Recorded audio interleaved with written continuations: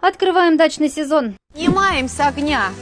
Ох, вот эту вот красоту. Нет, шашлыки будут потом. Сначала раскидываем снег, чтобы он быстрее растаял, и зима окончательно ушла. Затем уборка, уборка и еще раз уборка. Параллельно стирка всего, что попадается под руку. Зимой, конечно, мы здесь бывали и убирались, но все-таки хочется все обновить, оттереть и наслаждаться жизнью на даче. За огород отвечает свекр и свекровь, поэтому я туда не лезу. А вот за ремонт отвечаю я, потому что сама его захотела сделать. Из этой комнаты хочется чего-то такого, и песочницу надо обновить. В общем, подписывайтесь, чтобы ничего не пропустить.